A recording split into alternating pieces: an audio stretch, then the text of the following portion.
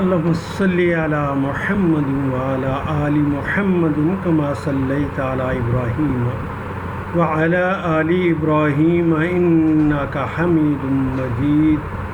اللهم بارك على محمد وعلى آل محمد كما باركت على إبراهيم وعلى آل إبراهيم إنك حميد مجيد.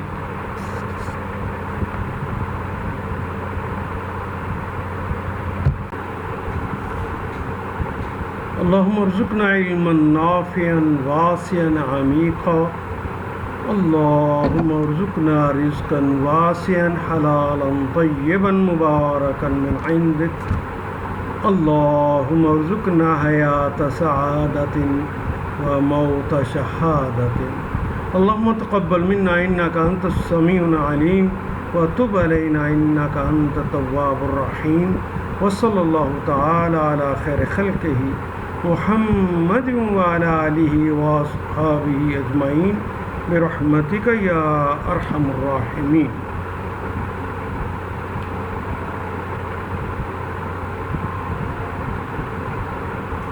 قرآن حکیم کے حوالے سے جب ہم نے اس کی تعریف پڑھنا شروع کی تھی تو پہلا کلمہ پڑھا تھا ہم نے القرآن و کلام اللہ تعالی المنزل علی محمد صلی اللہ علیہ وسلم الموجز بصورت منہ المتعبد بتلاوت.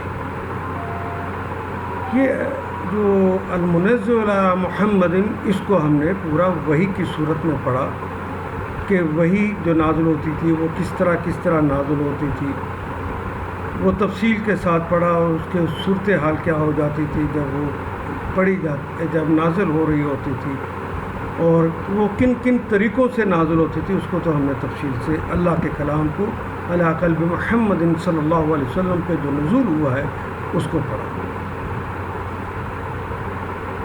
المکتوب بلکہ الموجز بصورت منہ اس کو تو ہم نے پوری تفصیل کے ساتھ ایک پورا چیپٹر ہے اس کے اندر پڑھنا ہے. المتعبد بتلاوتی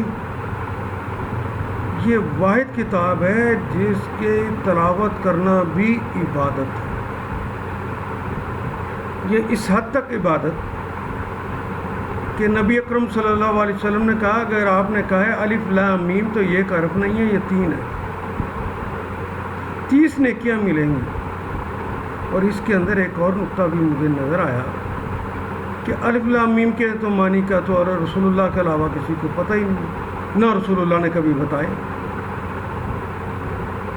تو گویا جو نہیں بھی جانتا کہ اس کے اندر کیا معنی ہے الف لام میم کے، قرآن حکیم کے کسی بھی کلمے کے بارے میں وہ نہیں جانتا، اس کو بھی اجر ہونا ہے، اس کو بھی اجر ملنا ہے. اور یہ 10 نیکیاں تو پڑھنے میں مل گئیں، لیکن اگر اخلاص کو بڑھا لے آدمی تو یہ عبادت اخلاص کے اندر جب بڑھ جاتی ہے تو اللہ کہتے ہیں کہ اس کو تو 70 گنا کر دیا جاتا ہے. اگر یہ اخلاص اور بڑھ جائے تو اللہ اسے 700 گنا کر دیتے ہیں اس اجر کو. اور اگر قاری اس کو پڑھتے ہوئے اپنے اخلاص کو اور زیادہ بڑھا لے تو اللہ اتنا عطا کر دیتا ہے اجر جتنی اللہ کی شان. یہ اس لیے کہتے ہیں المتعبد بتلاوت. دنیا کی کسی اور کتاب کو پڑھنے کو بطور عبادت یہ آپ کو انعام نہیں ملتا، یہ انعام صرف قرآن حکیم کے پڑھنے سے ملتا ہے. المکتوب فی المصاحف یہ ہے آج کا ہمارا موضوع. المنقول علینا یہ صحف کے اندر لکھی ہوئی آئی ہے.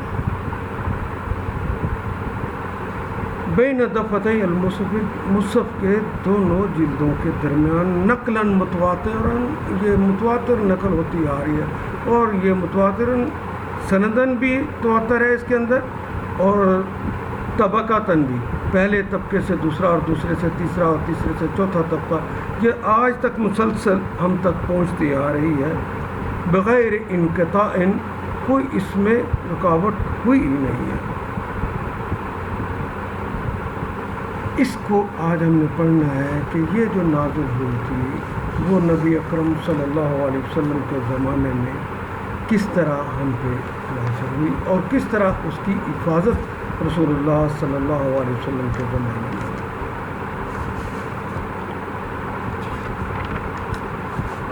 نبی اکرم صلی اللہ علیہ وسلم کے زمانہ مبارک میں تو آپ کو پتہ ہے کہ عرب کے اندر ٹوٹل پڑھے لکھے لوگوں کی تعداد 27 تھی. بلازری کہتے ہیں، مورخ جو ہیں وہ کہتے ہیں کہ 17 افراد مکہ میں تھے اور تقریباً 10 افراد مدینہ منورہ میں تھے جو پڑھے لکھے لوگ تھے.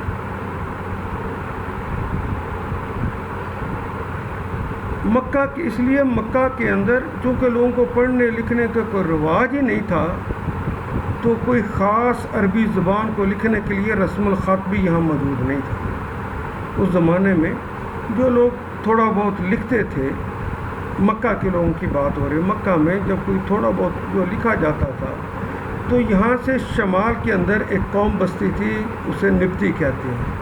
نبطی قوم کو لکھنے پڑھنے کا رجحان تھا تو ان کا ایک خاص خط تھا. تو یہ عرب لوگ جو مکہ والے تھے یہ بھی اگر اپنی کوئی بات لکھنا چاہتے، یہ مکہ کے جو 17 افراد تھے یہ بھی اگر کوئی لکھنا چاہتے تو یہ اس نبطی خط کے اندر لکھتے تھے. یہ پہلا خط ہے جس کے اندر نبی اکرم صلی اللہ علیہ وسلم پر نازل ہونے والی وہ جو کلام اللہ تھا، جو وحی نازل ہوتی تھی، اس کو لکھا گیا. اس کے بعد جب آپ نبی صلی اللہ علیہ وسلم یہاں سے مدینہ منورہ تشریف لے گئے تو مدینہ منورہ میں اس سے ایک بہتر خط مدینہ منورہ میں متعارف تھا، اسے خط حمیری کہتے ہیں. یہاں کے لوگ خط حمیری میں لکھتے تھے.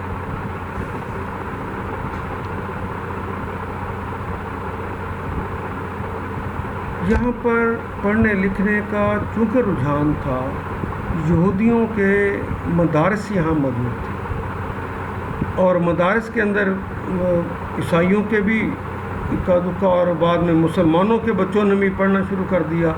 تو یہاں پر پڑھنے لکھنے کا رجحان عام ہوا. پھر جب رجحان ہوا تو یہاں پر خط حمیری جس میں یہ لکھا جاتا تھا، یہاں پر یہ خط مقبول ہو گیا. نبی اکرم صلی اللہ علیہ وسلم کے ایک صحابی، نوجوان صحابی، ابھی عمر چھوٹی سی ہے، 22-23 سال کی عمر کے نوجوان ہیں. آپ نے انہیں باقاعدہ حکم دیا کہ حضرت زید بن ثابت رضی اللہ تعالیٰ عنہ کو کہ جاؤ، جا کے یہودیوں سے ان کے مدرسے میں جاؤ اور جا کے ان سے عبرانی سیکھ کر آؤ. تو آپ ان کے مدرسے میں گئے اور عبرانی زبان کو سیکھ کر آئے. اور پھر اس کے بعد روایت میں آتا ہے کہ سریانی زبان بھی انہوں نے چند ہفتوں میں جا کے سیکھ لی تھی. اس ترقی یافتہ خط کے اندر لکھا جاتا رہا. اور پھر حضرت عمر فاروق رضی اللہ تعالیٰ عنہ کے زمانے میں جب عراق فتح ہوتا ہے اور یہاں پر نئی بستیاں آباد ہوتی ہیں، کوفہ اور بصرہ کی بستیاں، تو کوفہ کے اندر ایک نیا خط ایجاد ہوا جسے خط کوفی کہتے ہیں. تو ایک لمبا عرصہ تک یہ نیا جو ایجاد خط ہوا تھا اس کے اندر یہ لکھا جاتا رہا تقریباً 400 سال. پھر اس کے بعد جب عباسیوں کا دور ہوا تو عباسیوں کے دور کے اندر خط کوفی کے بعد خط نسخ لکھا جانے لگا اور 1000 سال سے زائد ہو گیا ہے. اب خط نسخ میں ہی عربی کی تمام عبارتیں لکھی جا رہی ہیں. اب تو ترقی کرتے کرتے کرتے خط بڑھ گئے ہیں اور اب ان کی تعداد تقریباً 105 ہو گئی. ہمارے ہاں پاکستان کے اندر بھی وہ خط مختلف خطوں میں لکھے ہوئے قرآن حکیم اسلام آباد میں اس کی مسجد کے اندر، جو عالمی مسجد ہے اس کے اندر وہ موجود ہے، آپ جا کے انہیں دیکھ سکتے ہیں. بڑے خوبصورت خط، لیکن خط نسخ نے اپنی دھاک بٹھائے رکھی اور خط عثمانی نے خاص طور. تو یہ جو ترقی یافتہ خطوط تھے جو خط نبطی سے شروع ہوئے اور نسخ، اور اس کے بعد ابھی مغرب کے اندر مراکش وغیرہ میں ایک خط غربی کے نام سے بھی ایک خط مسلسل چل رہا ہے اور بڑا مقبول خط ہوا ہے۔ اس کے اندر قرآن حکیم کو تواتر کے ساتھ، سند کے ساتھ بھی اور تواتر طبقہ کے ساتھ بھی یہ ہم تک پہنچتا آ رہا ہے، منتقل ہوتا چلا آ رہا ہے۔ اس زمانے میں نایاب تو نہیں، لیکن اچھا جو کاغذ ہے وہ ملنا مشکل تھا۔ بہترین خط لکھنے کے لیے اور عربی زبان یا دوسرے اپنے معلومات لکھنے کے لیے جو استعمال کیا جاتا تھا وہ چائنا سے آتا تھا ایک کاغذ، اس پہ لوگ لکھتے تھے۔ اسے قرآن حکیم کی اصطلاح میں کرتاس کہتے تھے۔ قرآن حکیم کے بعض حصے اس پر لکھے گئے۔ ایک اور کلمہ قرآن حکیم میں ہی استعمال ہوا ہے، رق۔ عموماً عرب جس پر لکھتے، یہ ہرن کی جھلی سے بنا ہوا ایک موٹا کاغذ ہوتا تھا۔ اسے مختلف اعمال سے گزار کر ایک موٹا کاغذ بنا لیا جاتا اور اس کے اوپر پھر کتابت کی جاتی۔ قرآن حکیم میں پھر رق منشور، وہ جھلی سے بنا ہوا کاغذ جو ہے اس کے اوپر لکھا جاتا تھا۔ کچھ لوگ جو کرتاس کا یہ انتظام نہ کر سکتے تو پھر چمڑے کے پارچوں، چوڑی چوڑی ہڈیوں، شانے کی جس طرح ہڈیاں ہوتی ہیں اونٹ کے شانے کی ہڈی پر لکھتے، اور یہ اس طرح کہ اس ہڈی کو وہ تقریباً 1 فٹ کی تختی جس طرح ہوتی ہے اس طرح تختی بنا لیتے، اس تختی کے اوپر اس کی کتابت ہو۔ حدیث میں ایک کلمہ اور بھی آتا ہے جس کے اوپر کتابت ہوتی تھی، وہ اسب۔ اس کا جو تذکرہ کہتے ہیں، یہ کھجور کی چھال خشک کر کے اس کو مختلف مراحل سے گزار کر ایک اس کا کاغذ بنایا جاتا تھا، تو پھر اسب کے اوپر کچھ چیزیں لکھ لی جاتی تھی۔ ایک کلمہ اور بھی آتا ہے، ٹرم ہے اس میں حدیث میں ہی، وہ ہے لخاف۔ یہ ایک چوڑی اور کشادہ سل نما پتھر کی چیز ہوتی، جس طرح بچوں کی آج کل تختیاں نہیں ہوتی، ایگزیکٹ اس طرح کی پتھر کی وہ سل بنا لی جاتی، اس کے اوپر وہ لکھ لیے جاتے عبارت کو، جسے ہم لخاف کہتے تھے۔ اور اقطاف تو رقع تو میں نے بتایا نا، یہ رقع کی جمع ہے۔ جس طرح رقع لکھا جاتا ہے وہ کاغذ کا ہو یا چمڑے کا ہو، وہ کاغذ اور چمڑے کے بنے ہوئے رقوں پہ جو لکھا جاتا ہے اسے رقع کہتے ہیں۔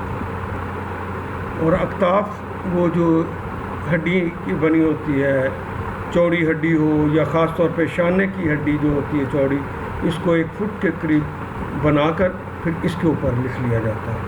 تو لکھنے کے لیے یہ انتظام تھا اس زمانے میں، کاتبین ان پر لکھا کرتے۔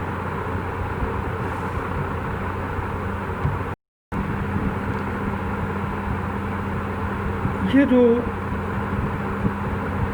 کرتاس ملتے، رق ملتے، لخاف ملتے، رقع ملتے، اقطاف ملتے، یا لکڑی کی بھی تختیاں وہ مل جاتی، شاخوں کو کاٹ کر بنائی ہوئی، وہ اگر مل جاتی تو ان پہ نبی اکرم صلی اللہ علیہ وسلم کتابت کروا لیتے۔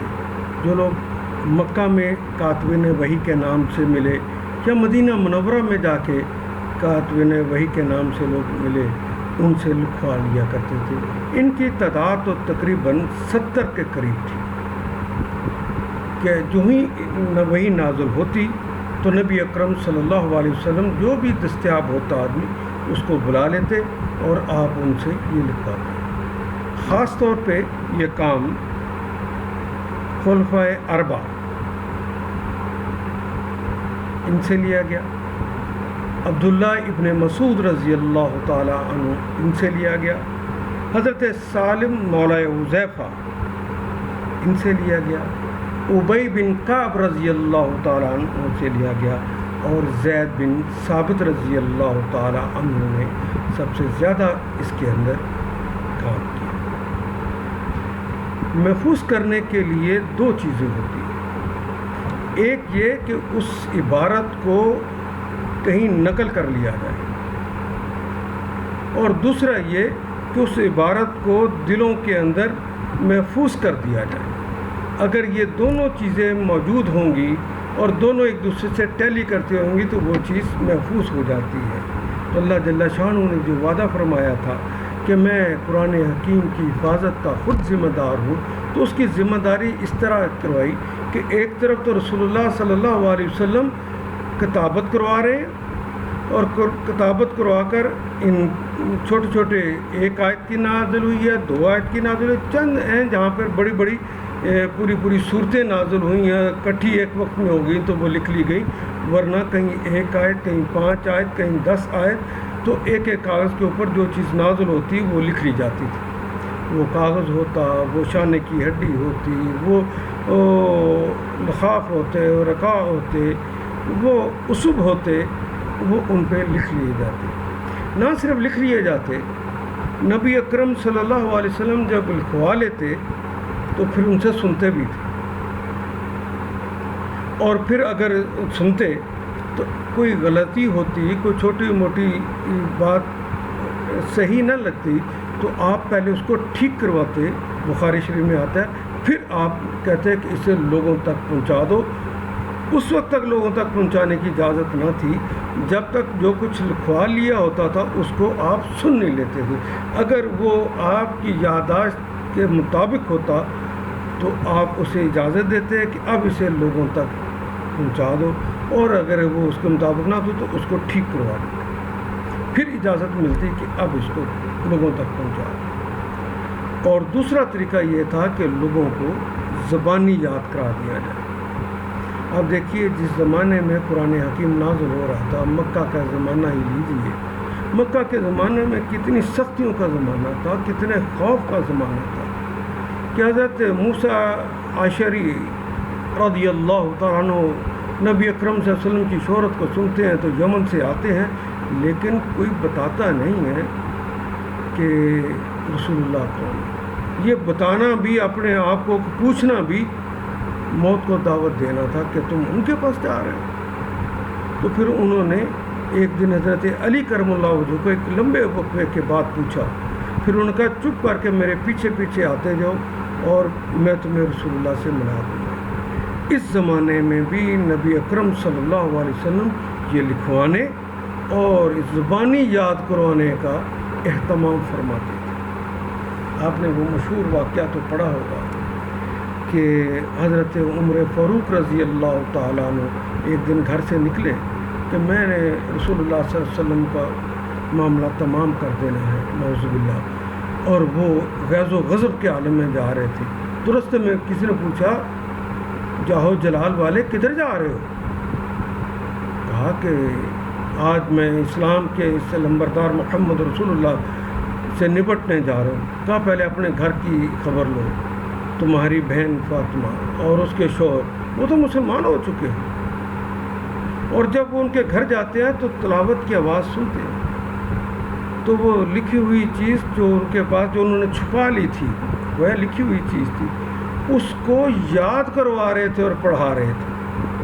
حضرت خباب بن ارت رضی اللہ تعالیٰ، دار ارقم کا زمانہ، چھپ چھپ کے جا کے لکھنے کا زمانہ، چھپ چھپ کے جا کے لوگوں کو یاد کرانے کا زمانہ، اس کا اہتمام نبی اکرم صلی اللہ علیہ وسلم نے مکی زندگی میں بھی بڑے اہتمام سے کیا، اور پھر جب مدینہ منورہ تشریف لے گئے تو مدینہ منورہ میں بھی اس کا بڑا اہتمام فرمایا۔